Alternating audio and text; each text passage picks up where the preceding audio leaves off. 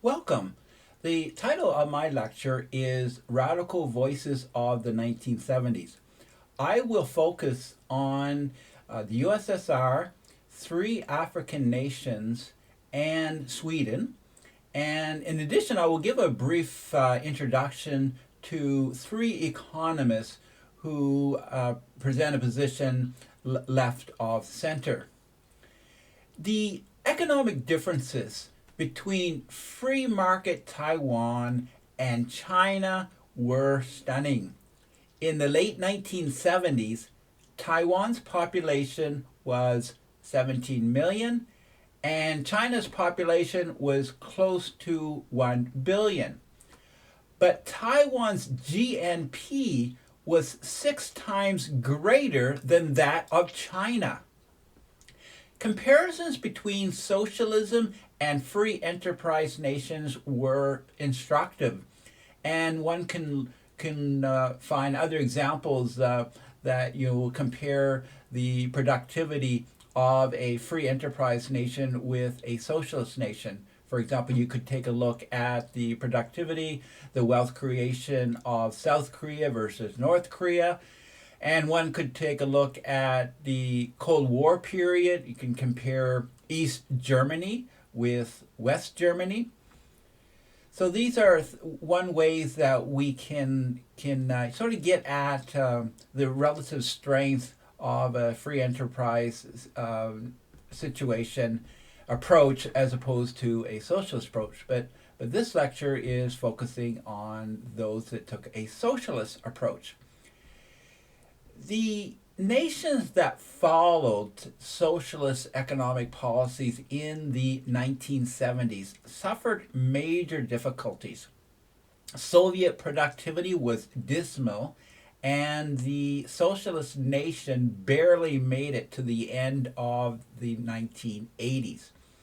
When we look back to 1991, we see that the U.S.S.R. falls apart, and by 1992, there's no such thing as the U.S.S.R. African nations that took a socialist path experienced the tragedies of war and famine. Sweden was the great hope of democratic socialism. It stumbled, and by the end of the 1980s, its politicians were rethinking the nation's big government approach to the economy. Despite the setback for socialists, there were economists who continued to voice socialist ideals. The USSR. As the world's first socialist society, the Soviet Union experienced considerable economic stagnation as a result of economic inefficiency. Revealing is the saying among Soviet workers in the 1970s, quote, "As long as the bosses pretend they are paying us a decent wage, we will pretend that we are working," end of quote. Before the self-destruction of the Soviet socialist economy, there was ample evidence, ample data available to prove the inefficiency of the Soviet system. In the 1970s, approximately 34 million Soviet people of the population, which was 250 million, of the 250 million, 34 million produced the nation's food. Now, compare this with the United States. The United States had a population that was close. It was 220 million versus the Soviet population of 250 million. But with the situation in the United States, there was only 4.3 Americans who were involved in food production. 4.3 million, much, much smaller than the 34 million that one sees with the Soviet food production. Another difference was that the Soviet Union did not produce enough food for its own people, while the United States produced a surplus for export equal to 25% of the total Soviet production. A comparison within the Soviet Union is also instructive. Agricultural workers on government collectives had permission to have private lots in which there was no taxes. Using less than 1% of the of total Soviet farmland, these workers produce 27% of the total value of Soviet food production. Thus, we have then this tiny percent, this 1%. These workers are you just using 1% of the total Soviet agricultural land, and yet they are producing so much more in proportion to what was happening on the collectives. Also, in the Soviet Union, the citizens spent billions of hours waiting in line for food. Now you get this number from the taking the population that was 250 million, and you think of all the people that at one point were in line waiting for food. Like they would be in food lines, and in each individual would be, could be hours in a food line, and of course that would happen many times throughout the year. So add that up, and we're talking about billions of hours lost. This is unproductive labor, just standing in line. Also, a command economy that enforced a 90% tax rate and that rejected a price system to allocate scarce resources efficiently were the main culprits behind the Soviets' poor productivity. In the early 1980s, the American President Ronald Reagan wrote that the Soviet economy was a basket case, kept together with baling wire. Countries behind the Iron Curtain were also a mess, and thus it was clear to him that it was only a matter of time when communism would collapse of its own weight. He went on to make a statement actually at the British Parliament. He told the British Parliament in 1982 that the destination of Soviet communism was, quote, the ash heap of history. And he was not wrong. At the end of the 1980s, Marxist writer Robert Heilbroner admitted in the New Yorker that capitalism won the contest over socialism. He wrote, "The Soviet Union, China, and Eastern Europe have given us the clearest possible proof that capitalism organizes the material affairs of humankind more satisfactory than socialism." End of quote. A remarkable statement coming from the left. Now, I want to turn attention to Africa. The economic fortunes of African nations were not good in the 1960s and 1970s. There were many new African nations, and by the mid 1960s, and actually beginning with 1960, there were a number of quite a few, a dozen or 13 nations that were created as a result of the European nations, countries such as France, Britain, and others that had granted independence to their colonies. Thus, we have these new African nations. Well, the new leaders looked to socialism as the answer to economic success.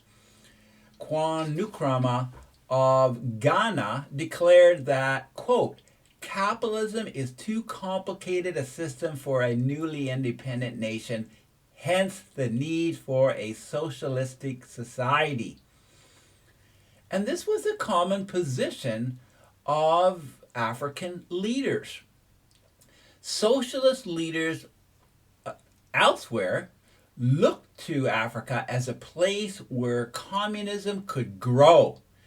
Fidel Castro, the leader of Cuba, he declared, quote, Africa is today a weak link in the imperialist chain. It is there that the best hopes exist of passing from tribalism to socialism without passing through the different stages that other parts of the world have been obliged to experience. And what Castro was hoping for is that these African nations, fast track right to revolutionary socialism. Months before Angola gained full independence from Portugal in November of 1975, Cuban and Soviet advisors entered Angola. Whereas the Angolan economy did well in the previous period, in the 1960s, it crumbled in 1975, and economic instability continued into the 1980s. One 1986 report stated that there were 30,000 Cuban troops in Angola protecting the ruling Marxist-Leninist Party. Revolutionary Socialist forces also took control of Ethiopia in the mid-1970s. And changes there included the abolition of land ownership and the nationalization of banks, insurance companies, and most manufacturing. Mass terror was common, and in a period of 1.5 years, there were 10,000 political assassinations in the capital city of Addis Ababa alone. So just in the capital city, we see 10,000 political assassinations. The provisional military government of socialist Ethiopia became a full-fledged Soviet satellite, and assisting the government were thousands of Soviet and East German security agents, in addition to Cuban troops. These troops made the difference in 1977 in Ethiopia's war with neighboring Somalia. The Marxist-Leninist government's enforced collectivization ruined the Ethiopian economy. When famine struck in the 1970s and 1980s, the socialist leaders used hunger as a weapon to meet their political objectives. In 1984, most of the food generated by the Band Aid campaign, and the Band Aid campaign was supported by a variety of high-profile music superstars such as pop singers Michael Jackson, Bruce Springsteen, Ray Charles, and the Irish rock band U2. Well, the money that was raised from the Band Aid campaign, most of the food that generated by this campaign went to the Ethiopian military. We have major corruption, and here we see the noble intentions of these of people in the music business wanting to help out, and people on television could see, people could watch on TV what was happening in Ethiopia, the famine. So these music people were trying to help, but the corruption was horrible with the socialist government. In October of 1985, one American official stated that Ethiopia, quote, is a Marxist police state run by a small clique of ideologues. Soviet arms and influences are pervasive. Civil war rages in the north. The economy teeters on bankruptcy. Human rights abuses abound. End of quote. And he actually goes on. He says, if this weren't enough, drought and famine has ravaged the people in the land. Ethiopia is a calamity of enormous dimensions. A few years later, in 1991, actually within a few months of the U.S.S.R. breakup, the crippled Ethiopian government fell apart. Another African nation that experienced socialism was Mozambique. In Mozambique, the dominant political power was Frelimo, described in 1969 by one leader as follows, quote, I conclude today that Frelimo is more socialist, revolutionary, and progressive than ever, and that our line is now firmly oriented towards Marxist-Leninist socialism. End of quote.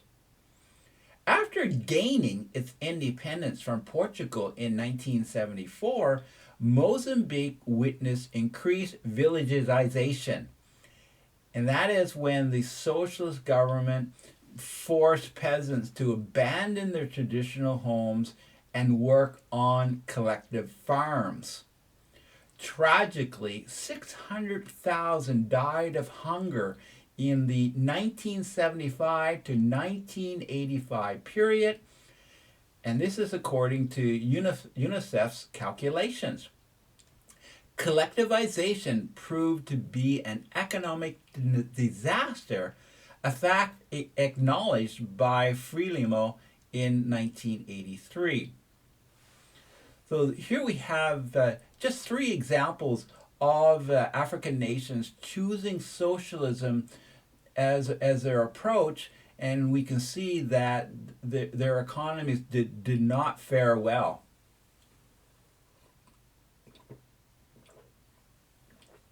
Now I want to turn to Sweden. Now, rather than hardline socialism, Sweden embraced democratic socialism.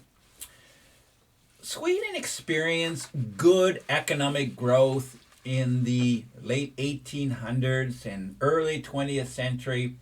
And throughout their modern history, the Swedes had this very strong work ethic, and they also very wisely focused on education. They saw the importance of having their people be educated.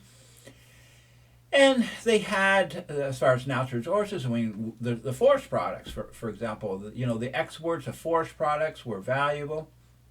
After World War II, the welfare state grew quickly in Sweden with much government intervention in the economy.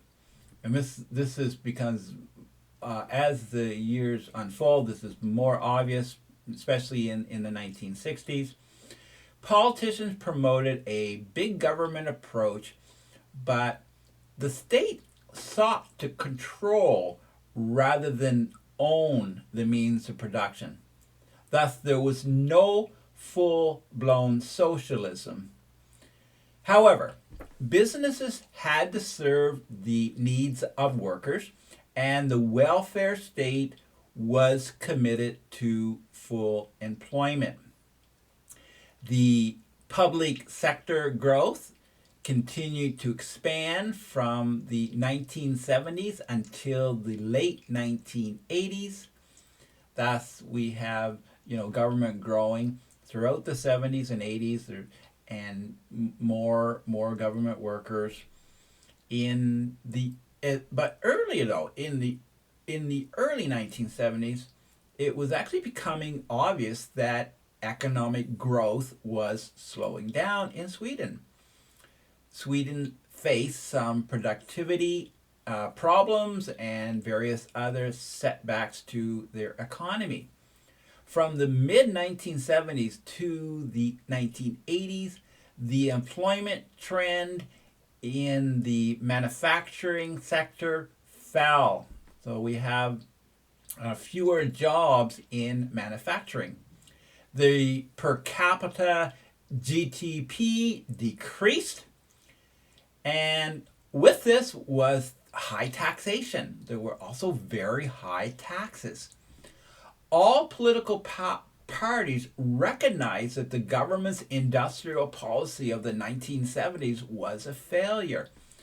And Swedish historian Johan Norberg stated, quote, "We did have a period in the 1970s and 1980s when we had something that resembled socialism, a big government that taxed and spent heavily, and that's the period in Swedish history when our economy was going south."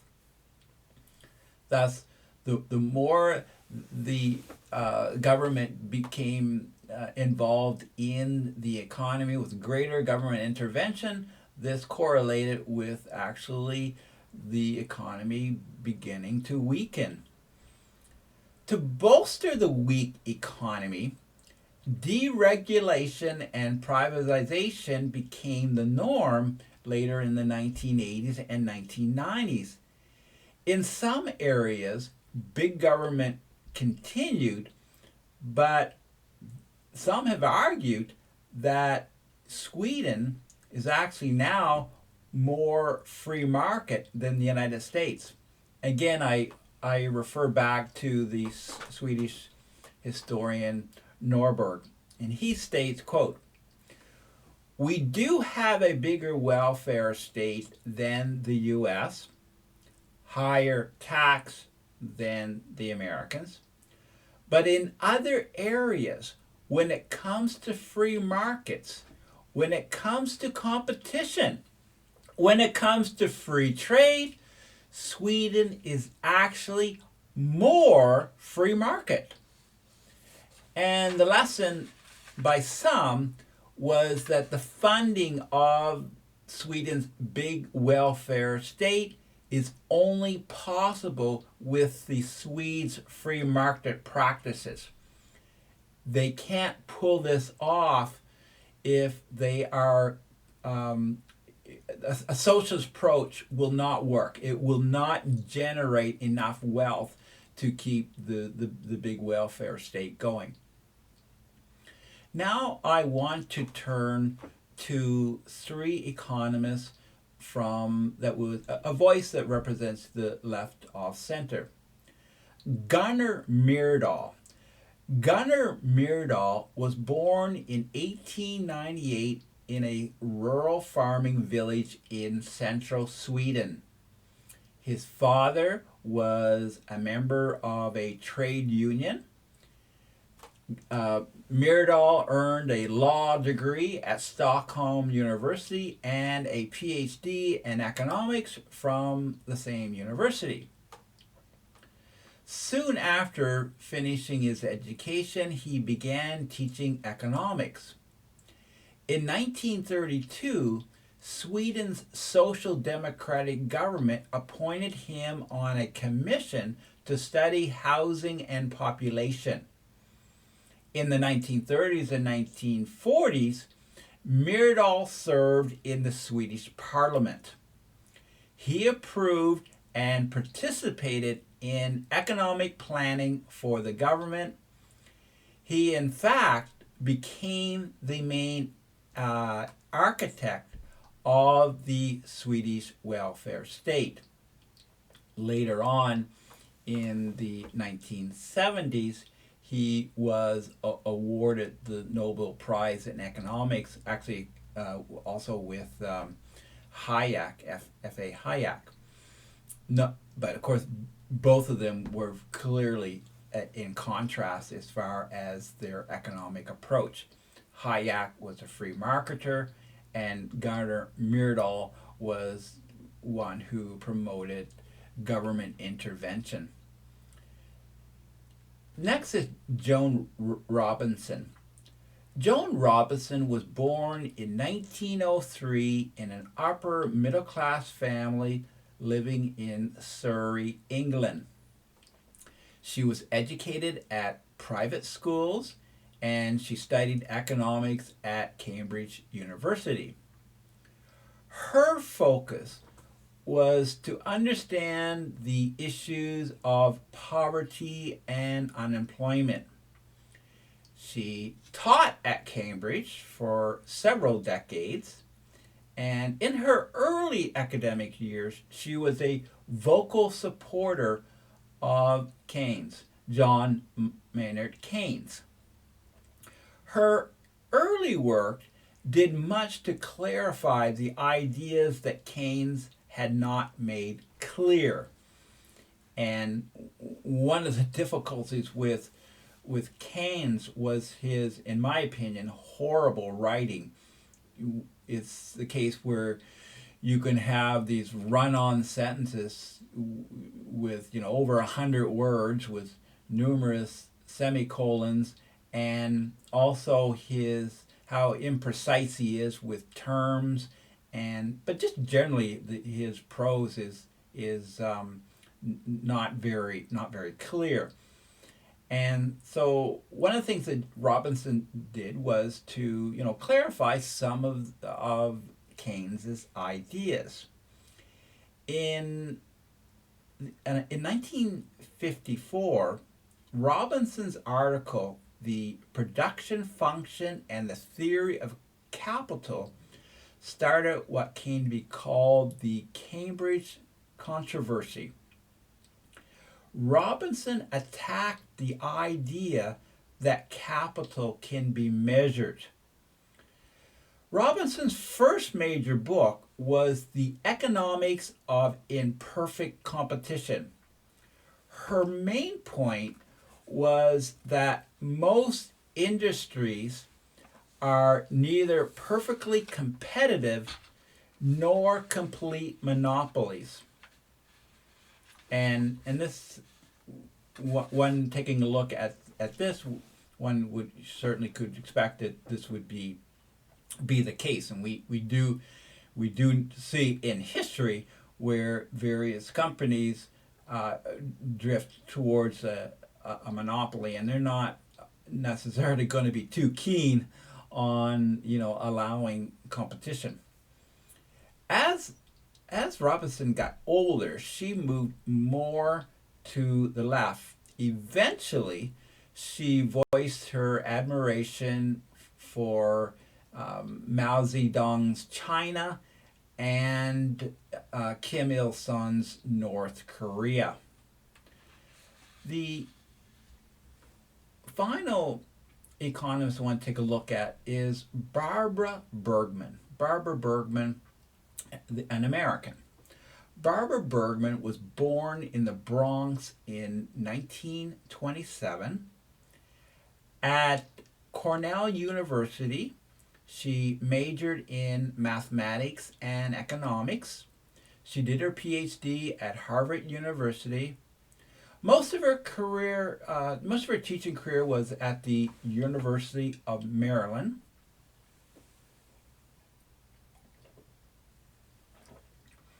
Bergman was a pioneer in the study of pay differentials between women and men. She argued that occupational segregation was a major reason for women's lower wages. Occupation segregation, as she understands it, is when certain jobs are open primarily to women and other jobs are closed to women. One of her explanations of why companies discriminate against women is that male employees may feel uncomfortable having women as colleagues. Thus, managers will avoid hiring women in such cases. To combat discrimination against women, Bergman wanted the government to champion affirmative action regulations. And on this issue, she proposed each branch of each large firm should have an EEOC audit officer attached to its case. Now, EEOC, this acronym is the Equal Employment Opportunity Commission.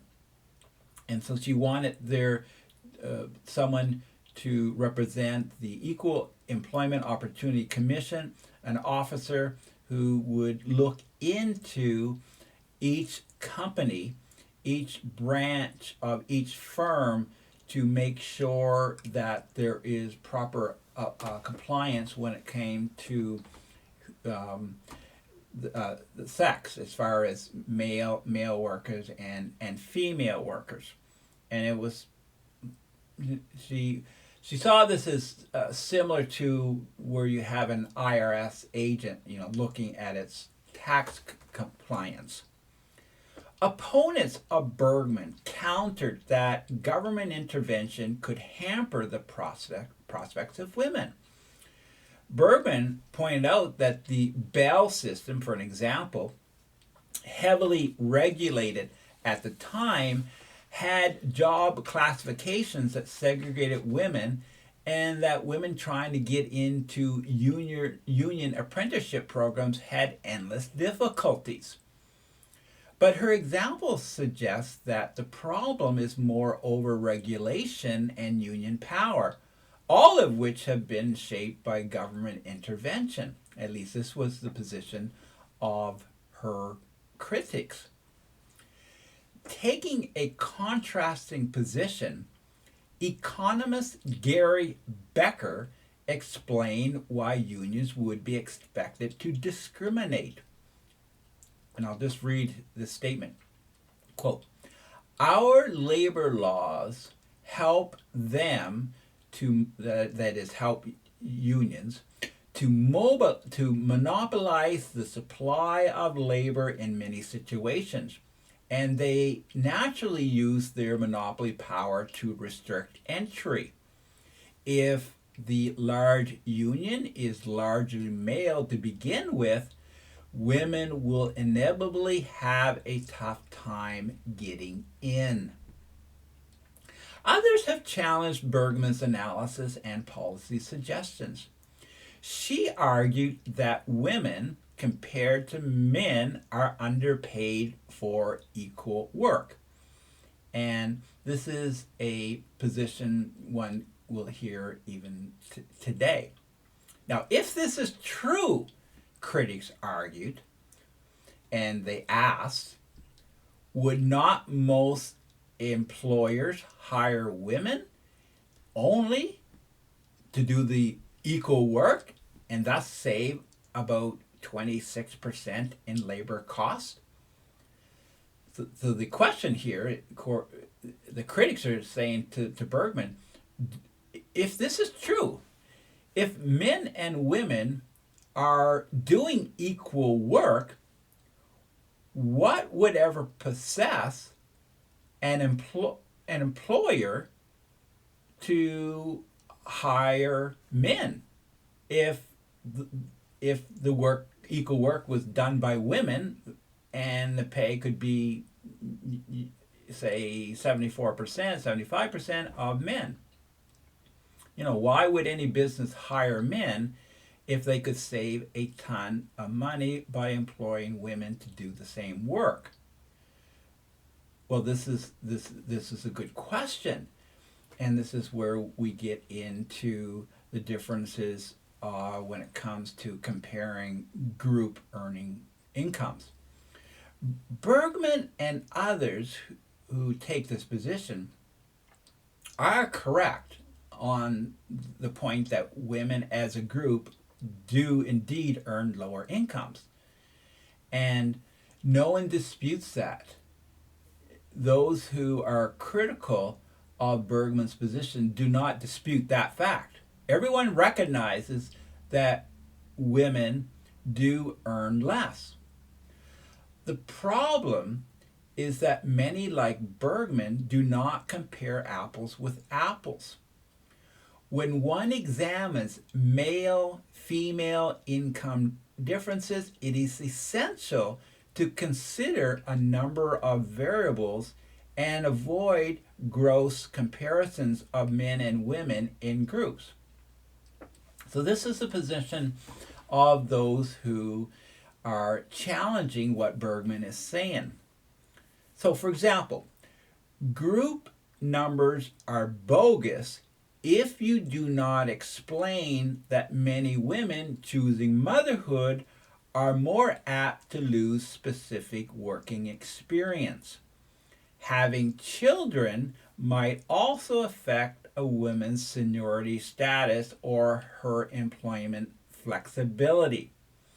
And this is getting back to comparing apples with apples. If you compare male employees who will not necessarily have to take a break as a result of the birth of a child, or may not necessarily lose time as a result of such events, or may have there's less likely for them to be flexibility would be less of a problem with them.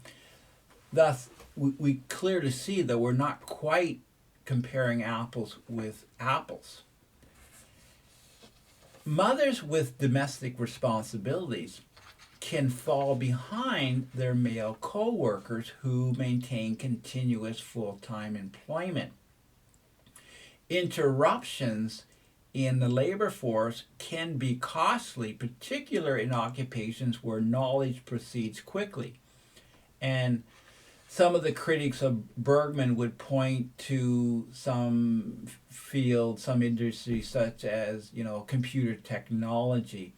And if you have an employee that is away from this industry for months, or maybe for a year, or whatever the period would be, they will be difficult for them to keep pace with someone who is there on the job day in and day out, and not losing any time as a result of these things that may be the case. Example, having children.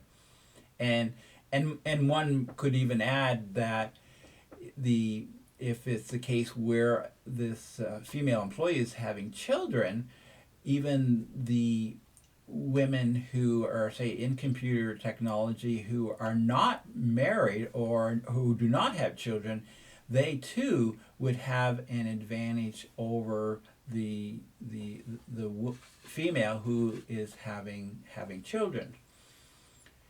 Another variable is the premium paid hazardous work.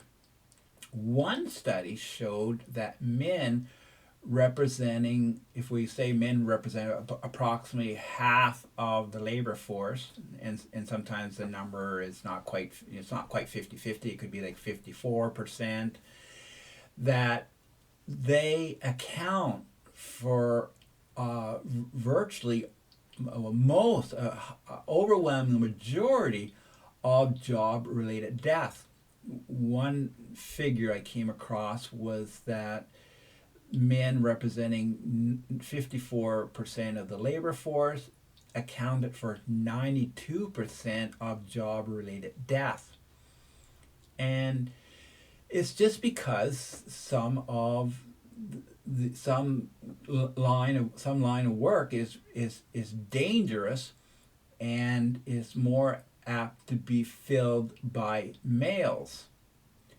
And I'll give you an example. There is a reason why in the forest industry that you have male loggers in the forest industry handling high-powered chainsaws and high-powered machines will earn a higher salary than many women working other jobs in the same region. So if you say in the forest industry, you're going to see a clearly a difference in pay between a male, particularly if we go back to the 1970s, and when in the forest industry many of the trees that were that were harvested was as a result was done by an individual worker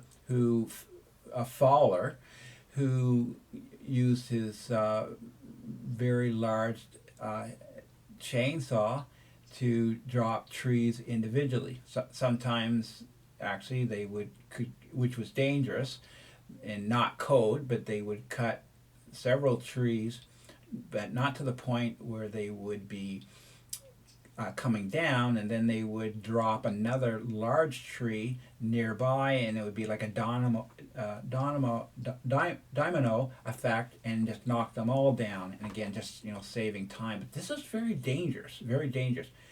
And any case, it's no surprise that these workers would be getting paid more. Thus, one of the variables is that men are more likely than women to be employed in hazardous work.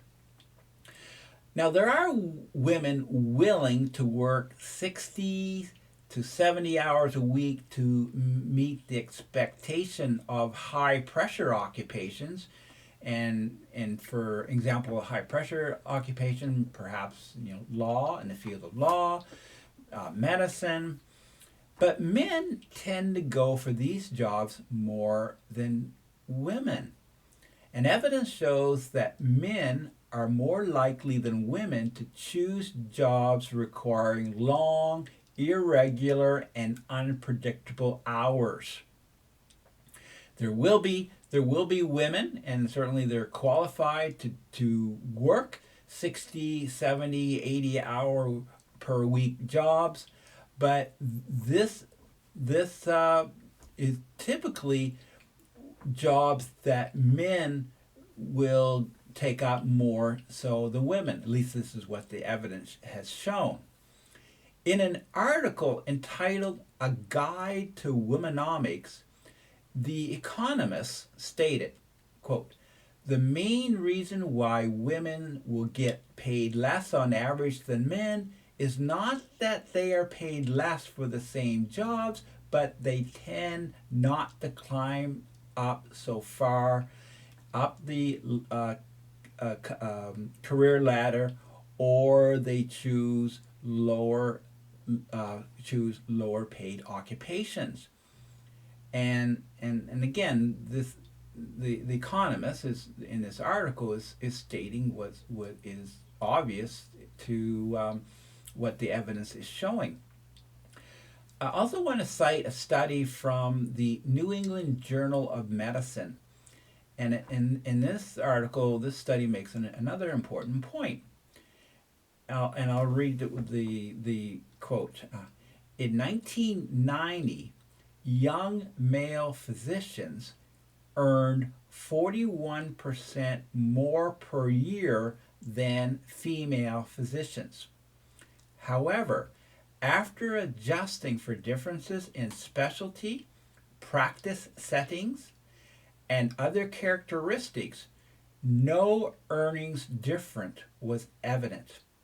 End of quote. Now, it helped that the male doctors, the young male doctors, worked over 500 hours a year more than the women doctors.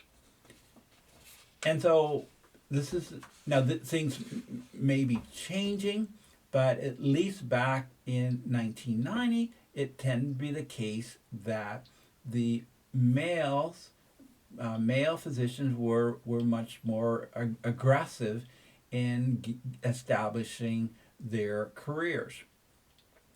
Education is often a major component in having economic security with higher salaries.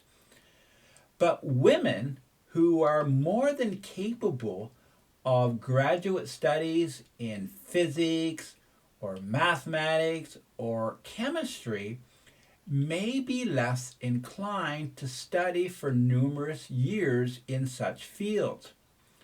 For example, there are clear salary differences between women who major in English or women's studies and men who major in chemical engineering.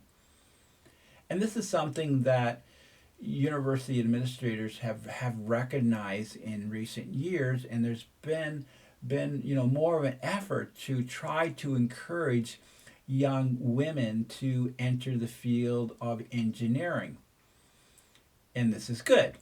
But what we have seen is that women is is that not necessarily something they seek to do, to go into these fields which require many years, and they tend to be the case where they will go elsewhere. Maybe they will be going into other graduate programs that are just as timely or just as long, but it tends to be the case that they're not necessarily going into the hard sciences. Now, much of my data is an earlier period, and I can't speak so much for more recent years. But this was something that I think we're all aware of, and the important point of trying to get certain groups into the hard sciences to encourage them to take that route.